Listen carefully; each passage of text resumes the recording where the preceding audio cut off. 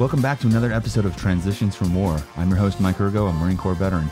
I've returned from Iraq and faced the challenges of PTSD, addiction, and grief to create a new life that is balanced and healthy in mind, body, and spirit. I'm joined by fellow Marine Rich Strayling, and together we talk about our journey to mental and physical health through endurance sports. Each episode will share some of our journey or interview inspired veterans and subject matter experts to help us find that purpose and connection we all crave. If you have any questions, comments, or topic ideas, feel free to email me at mike@transitionsfromwar.com. And if you enjoy the show, consider leaving us a review on Apple Podcast or wherever you get your audio. As always, thanks for listening, everyone, and let's get to the show.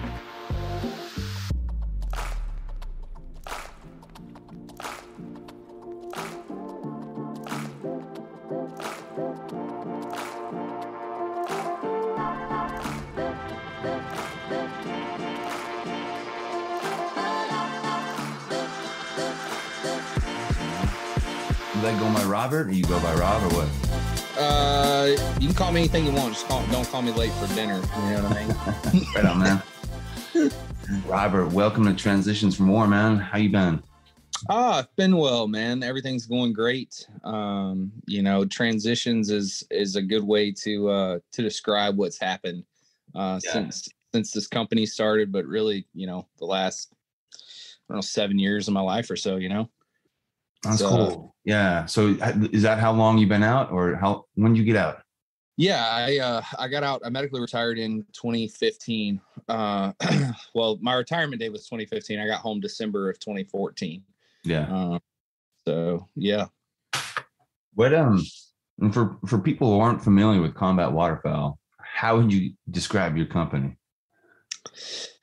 Honestly, just fun, man. That this brand is built around just a lifestyle that we try to embody every day. It's not something that, I was thinking about that the other day. I was like, we don't really have like a motto, most brands, they have like a little sentence or a little phrase or 3 words that describe them. And I don't really think that exists with us, man. I mean, you could try to do some, hokey pokey, like honor, integrity, the Army values or whatever. Yeah. Yeah. The truth is, man, we're just a bunch of guys and girls that are passionate about the outdoors, and we like to have fun doing it. I kind of shun away from a lot of brands and a lot of people in the industry that take everything so damn serious. Oh my God. Thank you for saying that, man. There's I think there's enough veteran companies that are like their vet game is like way too hard, Right. Yeah. Like, thank me for my service, like I don't like that style of I don't like that style at all. It's not really for me. Yeah. And just in the outdoor industry in general, I think people are way too serious. I mean, you get one swipe on a Facebook forum and you can see all these dudes hiding behind a keyboard getting mad at each other over what, Yeah, exactly. And I think especially like in the vet space, it's like, I don't know, it's just a little too much, like a little too intense, like a little too many beards with Oakleys, and right. It's just too many like 9-line shirts, man. That's what it is.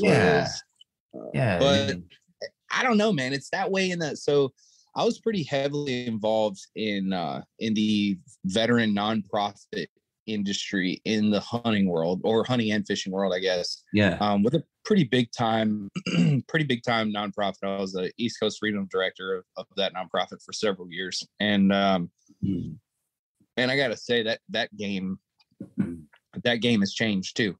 Yeah. Quite a bit. Yeah. Like, so for you, when we're talking about Combat Waterfowl, you guys have some awesome shirts. I mean, you obviously have fun with what you're doing. So far, we talked a little offline. My favorite is the Cudicus Maximus. It's got to be the favorite of most people, I'm guessing. Man, you'd be surprised. You have I would definitely say Kudakis is probably one of the top three. Yeah. Kudakis, Shuck, and Woodrow. Those three are probably the major ball players. But I mean, you can't discount Clyde. You can't discount the Boys in the Hood. Yeah. I mean, they, every character has its place, and every character almost brings in new people to the brand. And it's cool how it works, man. This kind of reminds me of like when I try to talk about my favorite South Park episode. There's just so many different ones that I end up just talking about all of them. Yeah. Or, hey man, who's your favorite artist? I really like so-and-so, but so-and-so's got good music, or your favorite restaurant, Yeah, exactly. Yeah, no, it's well it's hard put, for me to pick. People ask me that all the time, like, what's your favorite? I'm like, I can't say that I have one. Yeah. So how long have you been, hunting waterfowl and hunting in general? I imagine you've been like a lifelong outdoors person. Yeah, hunting in general, probably since I think I killed my first deer when I was 6. Wow. Yeah, that's early. I started fishing when I was 2 or 3. When I was old enough to walk, my grandpa put a fishing pole in my hand. And as far as hunting goes, I got started in deer, stayed in deer, just because I didn't really have. My grandpa didn't duck hunt. My grandpa's the one who got me into the outdoors. I see. And my dad wasn't really a outdoorsman, isn't at all actually. Yeah. He was there when I killed my first deer, though. My grandpa was at the house. Dad took me deer hunting. And I remember just being pissed off at him because he's sitting up in the deer stand popping his knuckles. I'm like, Dad, there's no way a deer is going to come out if you're up here popping all your knuckles. Cracking his bones. Yeah. 5 minutes later, here comes this deer just coming on out. And, but duck hunting specifically, I didn't start until I was 16. And so I guess, I'm 31 now. So almost 15 years. Yeah. No, that's cool. And I'm trying to figure out like what it is. I'm like I came to the game late, so I'm in my late 30s and I just started last year. I'm trying to think what it is about like hunting that really is like nice and transitional for people getting out of the military or like coming back from, the battlefield. And if I had to guess, it would be just that time where you can be so focused in on the environment that all kinds of other thoughts, that could be plaguing you just aren't there. And you can use, your skills in a way that's safe, fun. What is it about hunting? Yeah. Go ahead. You're asking a question. Oh yeah. What is it about hunting for you? And what do you think it's just speaks so much to veterans? Man, if I had to put a finger on it, if we're going to talk about waterfowl hunting specifically, I think every type of hunting brings different things. So for me personally, waterfowl hunting is a sport that doesn't exactly require utter silence and, being still or anything like that, So for me, being back with the boys kind of situation and like getting in groups of vets together and hunting, without having to necessarily, be quiet and having that opportunity while you're kind of away from everybody else to talk about things you wouldn't necessarily talk about with your family sitting right there. You kind of get a free pass to be honest in a duck blind. And so I think that has a little bit to do with it. As far as hunting in general, I concur with what you said about, just kind of being able to use your skills in a way that is safe, the tranquility of the outdoors and being able to take yourself out of, the stress that you're in the day to day, the 9 to 5, and being able to put yourself, in the woods or on the water. It's kind of a peaceful, just easing through thing for vets. And I think that, naturally we kind of all in some way or another connect with the outdoors. I don't know how many days you spent in a 10-man tent, but I spent a few. Yeah. Yeah, man. It's yeah, I like what you're saying about especially the duck blind waterfowl hunting where you're not having to be as still as possible. You know, you can have fun, talk some shit with your friends. And I don't know, for me, I love being in the water. That is one of my favorite parts about it, just being in the marsh. Obviously a little different for goose hunting, but what, what was it? So I want to ask you about, your time in the Army. Like what made you join? What'd you do? And how was it eventually getting out? My grandpa, 100%. I told you, my grandpa's the guy that kind of got me into hunting. Man, my grandpa is my person. Yeah. Some people it's their dad, some people it's their uncle, some people it's their dog. My grandpa is my person. I mean, I've been his shadow since I could walk. Anything that I've done, I've tried to emulate him in ways that I can. And to be a guy who never finished 8th grade, my grandpa is probably one of the most successful people that I know, and he's one of the most simple. He's a full-time farmer, but prior, growing up, he was in the Army. He worked a farm for his family. When he turned 18, he volunteered to go to Korea. So he went to Korea. He came home and started farming again for a short period of time, and then got into welding and, running liquor up and down the East Coast and all kinds of stuff. So, yeah. But my grandpa, that's why I joined the Army. And I was an infantry guy. And so that's what I did.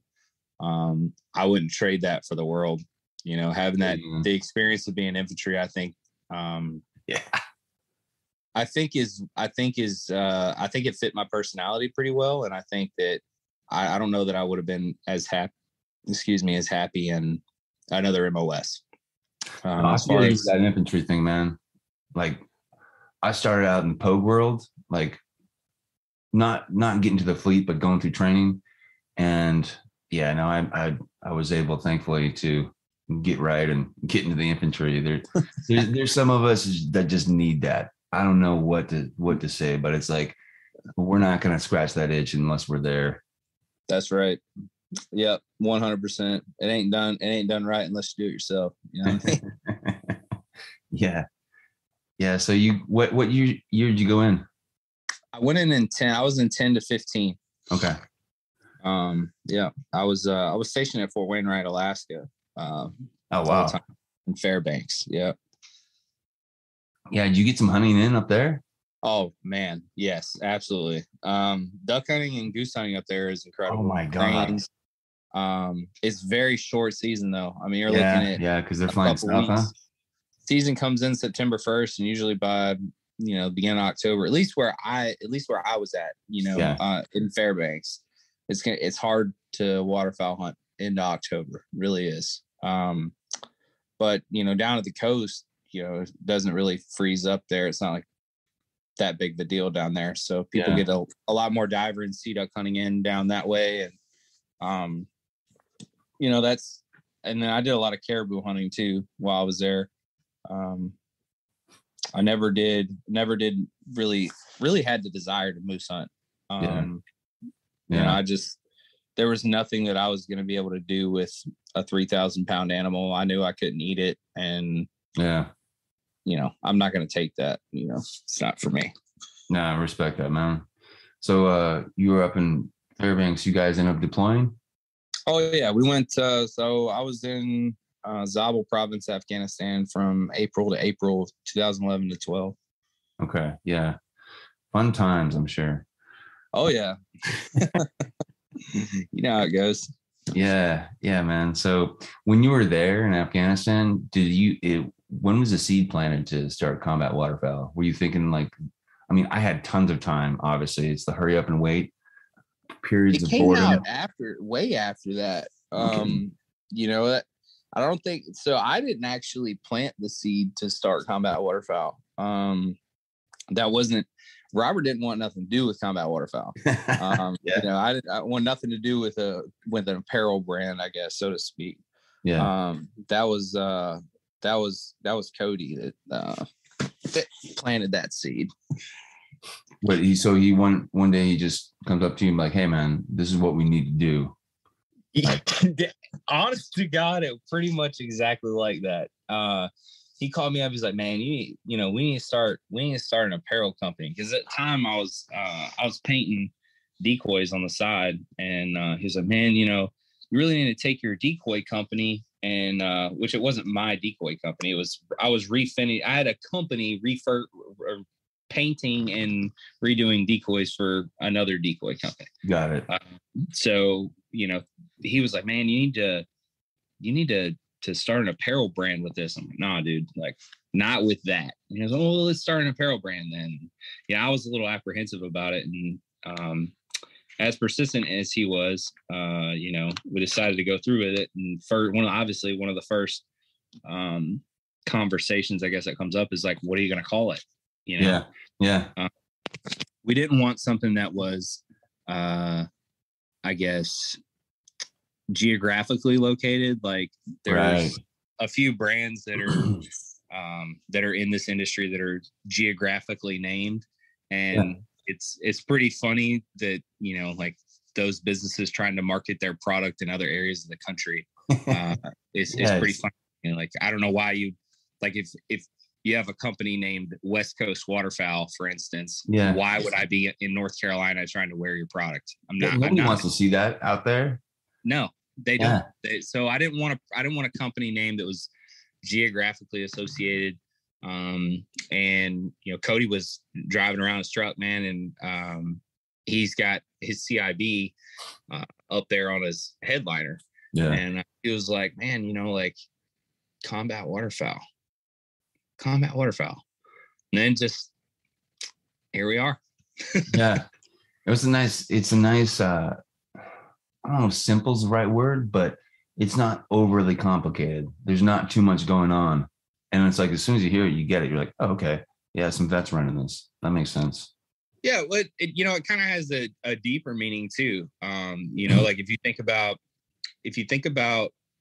what it is to be a grinder, right? Like to be a hard charger, to be a go-getter, all of those things are kind of at least synonyms in my book, the way that I look at it, the way that I look at this brand. We don't tiptoe around shit. Yeah. I don't care about people's feelings. You know what I mean? Like I not in a disrespectful way, but like I don't release like if I want to put a coot on top of a Busch Light can, I'm going to do it.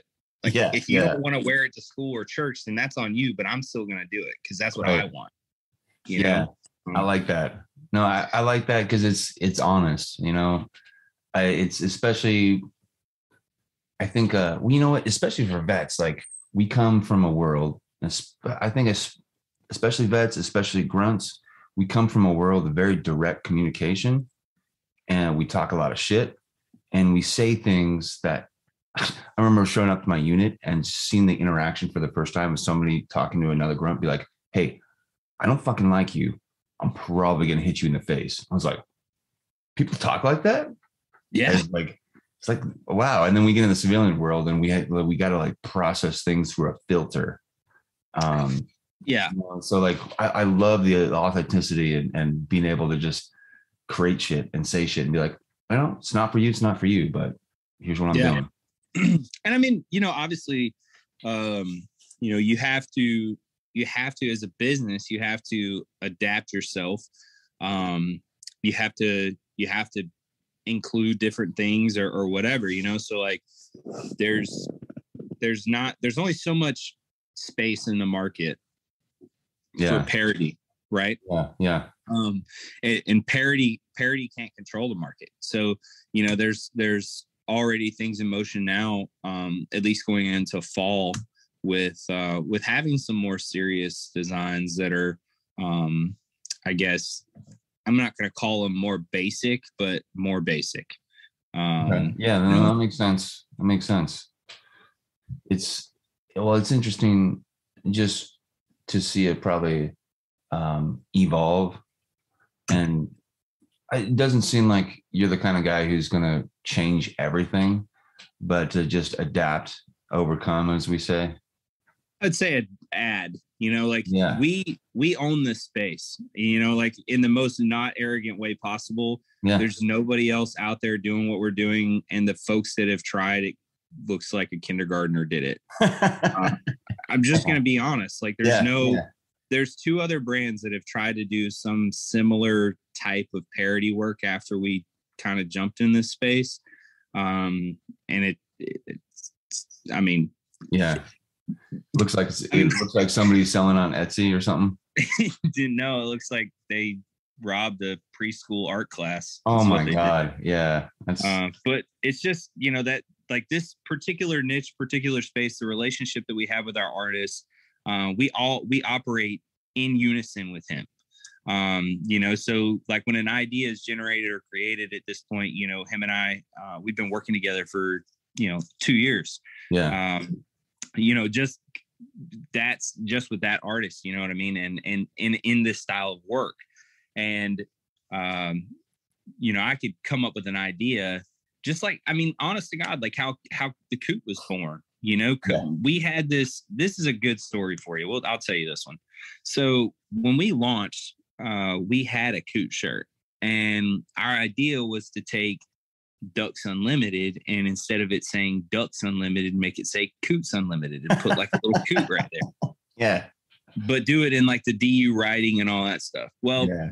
I didn't think anything of it. I did a quick search, online for Coots Unlimited just to make sure that somebody else hadn't, taken it or whatever. And when I did that, I didn't see anything. So I was like, okay, well, we'll proceed to graphic art and move on. So we got that done. Got the shirt done, started selling them.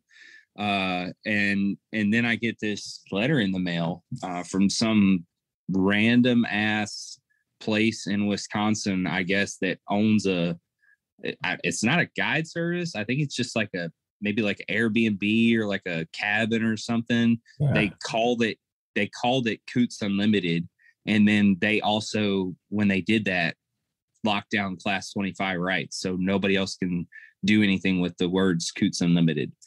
So I get to see. They wasted that on like an Airbnb. It's I don't think it's Airbnb. It's like you'll have to Google it. Just it's Google Coots Unlimited Wisconsin, and it's like some random ass place or whatever. Anyway, long story short, we had to take our Coot shirt down. So Cody was like, "Man, we need to have another Coot shirt," and I was like, "Yeah, dude, fuck it. Like, let's go wild." Let's go wild with it. And he's like, what do you mean, man? And I was like, well, let's put a Coot on top of a mountain of Busch Light cans. And he was like, yeah, dude, let's give him a gold chain and some gold leg bands. Yeah. And I was like, yeah, man, we need to put like an American flag in the background. Like, let's do it. Let's do this damn thing. Yeah. And so I spit that to our graphic artist, and it was just like from that moment, like this company changed. We identified a niche in this industry, in this market. It worked. And, now that's kind of what people know us for is that. Yeah, no, that makes sense. I think, a lot of vets are apt to support a veteran company, but especially like right in that niche, like you said, vets who hunt, they get it. But I love, how some of the stuff is over the top like that and the Boys in the Hood. I don't think anything's going to top my love for Coots. I don't know why, but delicious. I have yet to eat my first one. I still got one in the freezer, but okay, here's a rookie question here. What's all the hate for Coots about? Man, number one, Coots aren't ducks, right? Yeah. And they're kind of like regarded as a trash bird. Like people regard them as a trash bird. They're dirty. They're aggressive. They're, they're not ducks. They don't really. They're not pretty. Most of the time, if you're not gonna like decoy a bunch of Coots, really. You know what I mean? Like they're just going to kind of be where they are. And a lot of times, you know, like young kids or whatever, I, you know, can't confirm or deny that I haven't at some point in my life been a part of, you know, a coot corral where you got you and your buddies on a boat and you're running them up into a cove and shooting them as they come out because they can't go anywhere really. You know, in my early waterfowl hunting days might have partaken in some of those things, but you know, I think just people are mallard snobs. A lot of people are mallard snobs, man, like big time. At least around here, you know, if you go out and you shoot like a limited bufflehead and come back to the dock with a limited bufflehead on your boat, people are going to be like, oh, good job, bro. Way to go. Yeah. But you know, you could go out and shoot your one pintail a day and people think you're a god, you know, like that's how North Carolina hunting is. That's why I don't really hunt here. I don't hunt here anymore. Hardly ever. I think I hunted 2 days in the state of North Carolina last year. Where do you go? Do what? Where do you go to hunt? Everywhere but North Carolina. Okay. You know, I have some friends in the Pacific Northwest. So I've been out there in a few years. So Eric, if you listen to this, I'm sorry, buddy. But Pacific Northwest, Midwest, you know, I go up north and get on some sea ducks. I've been to Michigan. I mean, I've hunted all over the place. I started the Ultimate Waterfowlers Challenge, and I was able to complete that in just over a season. And through that, tell me what that's about. It's a quest to shoot all 41 registered species of waterfowl in North America. Oh wow, okay. So it took you a little more than a season to do that? Yeah, about a season and a half or so. Oh shit, man. That's pretty awesome. 12 states, Mexico, 36,000 miles. We got it done though. Yeah. Do you get some kind of cool like pen or t-shirt when you do it? Well, you get it. I think don't quote me anymore, but you used to get a t-shirt when you signed up.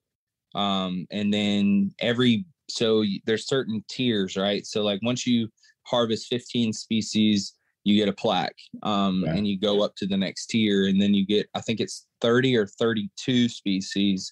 You go to the next one, and then you hit all 41, and you get a beautiful king eider, hand carved king eider decoy with a plaque that's got your name on it. That is cool.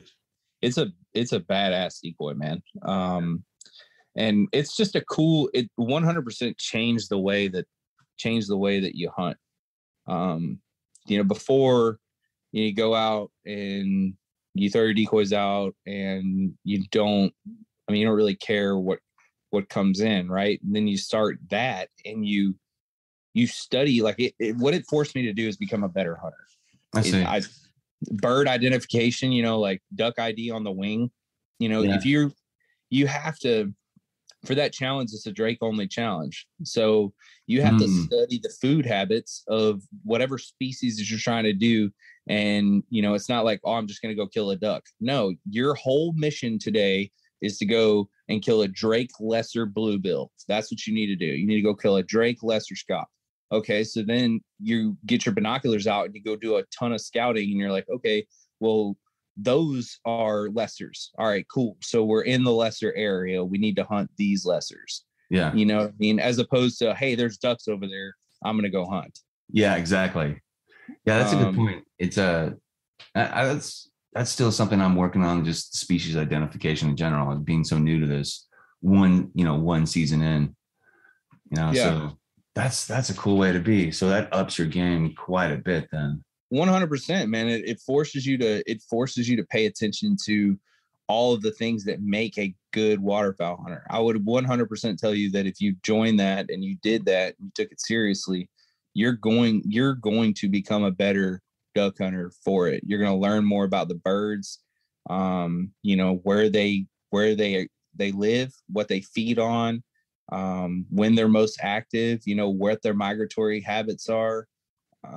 All of that matters, man. And I think those are things that a lot of people that, you know, say they duck hunt, have never really looked at. And I'm 100% guilty of that too. You know, Yeah. I was never that guy before I started that challenge. You know, like I didn't care if I went out and shot, you know, my 15 coots a day, I would have been happy. Let alone, you know, like I'm trying to target this one specific bird. So it definitely changed. It changed how I hunted. It changed my respect for the sport 100%. What was it like hunting in Mexico? Mexico was awesome, man. So I flew into Mazatlan, and then there was like a 4-hour ride through the middle of Sinaloa province to get to where we were hunting at. And man, the culture down there is something. You know, like we're in like a little village kind of, and you know, my guide, I guess you could say, really he's like a guide / bird boy. You know, his name was Juan, and you know, I remember talking to him about his family. I know a little bit of Spanish. I'm not the best, but enough to carry a full-blown conversation with him. Yeah.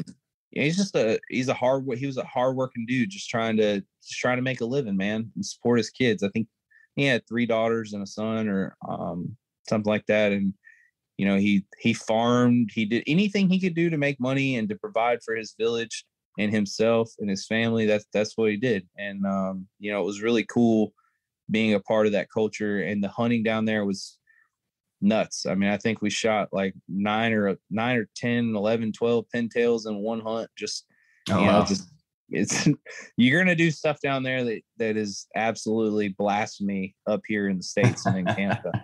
More than one pintail, you're burning hell. Yeah, I know it. But no, it was great. You know, they cooked it up for us every day. It was a great experience, man. Eating authentic Mexican food, you know, like fresh made guacamole. Man, it was awesome. It truly was. Yeah. When I was stationed out in North Carolina there, that's one thing I missed being from California, was that authentic Mexican food. We don't have that here. Yeah. I remember going out Mexican food. I'm like, I mean, what is this? It's the same way I imagine, like, so like when people from New York go anywhere else and try to get pizza, they're like, this is shit. Yeah, I get that. North Carolina's, you know, food group wise, probably known most for barbecue.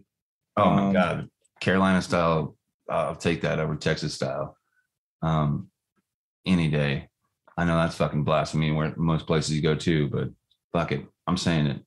Yeah, that I'm a vinegar based guy myself, so yes. I get it. I can get down with that. Exactly. I know, mate. That'd be a nice niche market right there. Carolina barbecued coot. Ooh, I don't know. I mean, if you shredded it and chopped it up, I mean, I'm sure it would be good. I cook it just like you know, would cook anything else. Like I like to make fajitas out of waterfowl, like to make poppers. You know, those are good. You know, sometimes just seasoning it and throwing it on the grill for a couple minutes. And you know, I don't know. Yeah. They're good, man. Yeah. I the first duck I cooked up was a bluebill. And I gave it to my son, not knowing like how he'd like it, because I'm hoping he likes it and gets into it. He ate it and he's like, Dad, I like this. I want more. I'm like, yes, my son. Yes. So, dude, I'm gonna tell you, we went to Michigan, stayed with one of my Army buddies, Dave. And we were staying at his house and hunting Lake Erie, and we shot limits of bluebills pretty much every day, I think. And they're like, you know, what are you gonna do with all these? You know, I'm like, we're gonna eat them. They're like, no way, you don't eat bluebills. I'm like, okay. So I went up to Walmart, picked up a couple things, came back. You know, we breasted all the birds out, chopped them up, started cooking. Take a half a sweet onion, cut it up, and set it off to the side.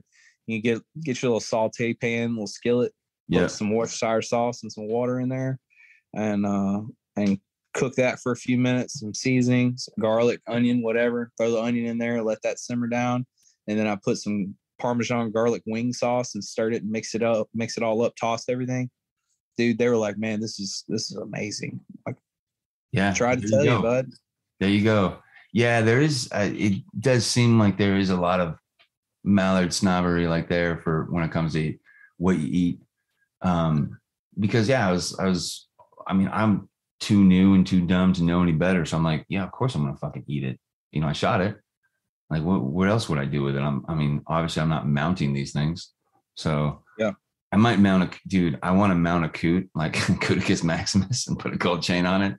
That would be so awesome. But anyways, I the way I did those scops was I brined them for a couple of days, and then I put it for about 4 hours, marinated with orange crush. Got that from my buddy who's a Coast Guard chef. And I was like, that sounds weird, but I did it. Fucking phenomenal. Yeah. I have to try that one. Yeah. No, we'll talk offline a little more about this. So for people who don't get it or who haven't been hunting before, especially vets, what would you say to them why it might be worth their while to at least dip their toes in it or try it out?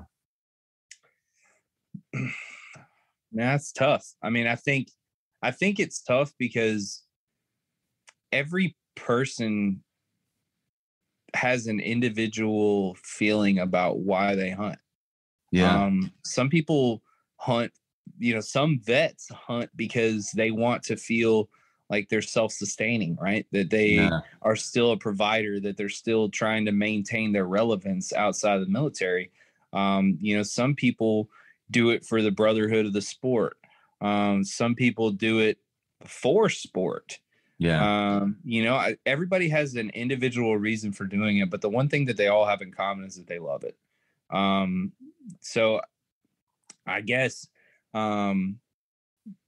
there ain't nothing to it but to do it, like give it a shot. I definitely would encourage a first time, second time, third time, fourth time, fifth time waterfowl hunter to go on some guided hunts first.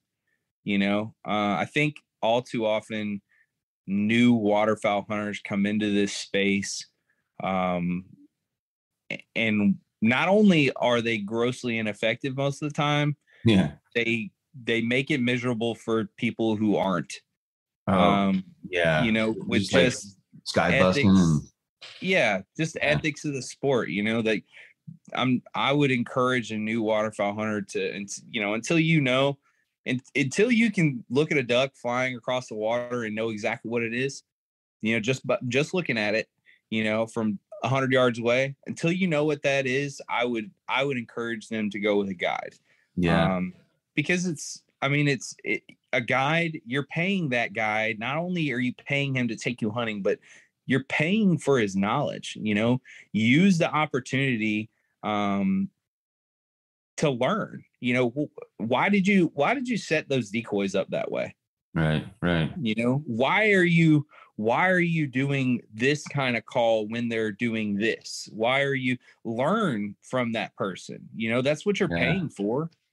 Yeah, that's so huge. I had the opportunity to go on a guided hunt in January, towards the end of the season out here.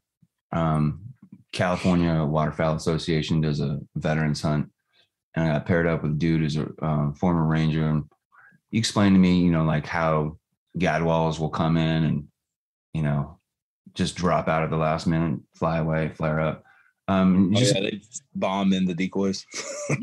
And just explain to me like the dynamics of the different birds that I was starting to able to see that now, and so it gives me an advantage as a newer guy of like, okay, it's not just ducks flying by the same exact way and shooting at them. So, I'm with you about having a guide there. Other question I have, Crocs. We wearing them? Not wearing them? What's the deal? Yes. Never not wearing them, brother. I love that, man. Yeah. It's my buddy, Scott, dude I served with, who's now my neighbor, got me into hunting. He's like, all right, man, post hunting, it's always Crocs. I'm like, what? But hey, man, don't knock until you try it. And then now I'm a believer. I'm wearing those things everywhere. Yeah, dude. They're Crocs are a game changer, man.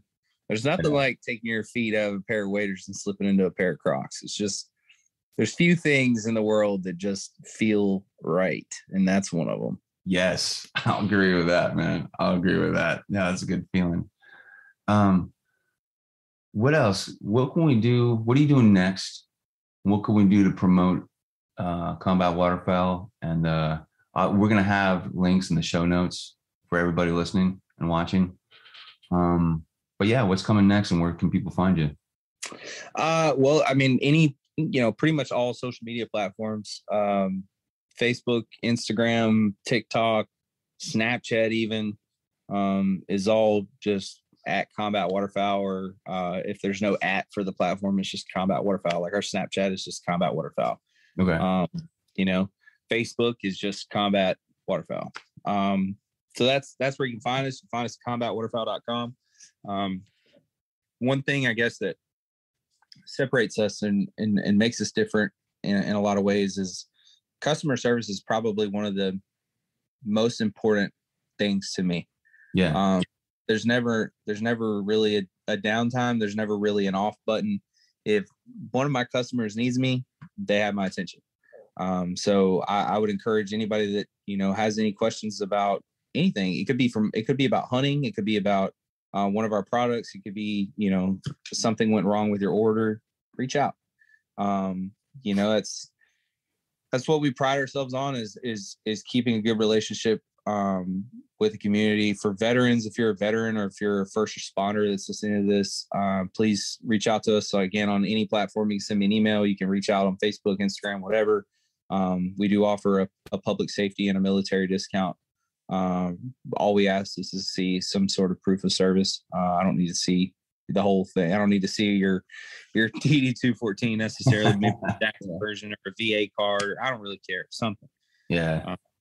But yeah, it's you in Iraq or Afghanistan stirring a big old pot of shit.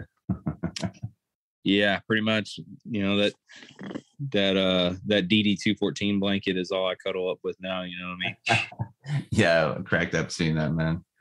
I love what you're doing, man. And I have to say, yeah, when I reached out to you about doing this podcast, you got back to me just quick. So I believe it, man. Customer services, you're all about it. Man, I try to make sure that my customers know that I care. You know what I mean? Like I'm not Amazon. Sometimes things don't.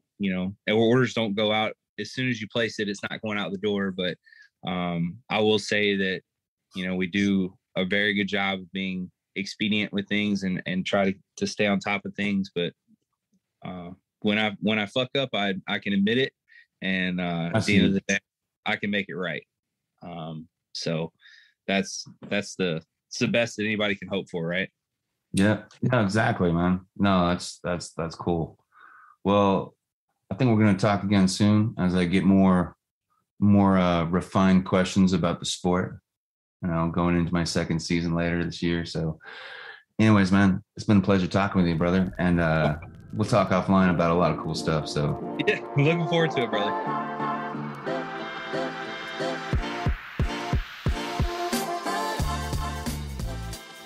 All right, everyone, that'll do it for this week of Transitions from War. Go ahead and subscribe to the show, follow it. Find us on Facebook, Instagram. You can email me, mike@transitionsfromwar.com with any questions or ideas for the show. And please send the show to people you know who might need to listen to it. Leave us a rating and review on iTunes if you get a chance. And just thanks for listening. All right, everyone. See you next week. Bye-bye.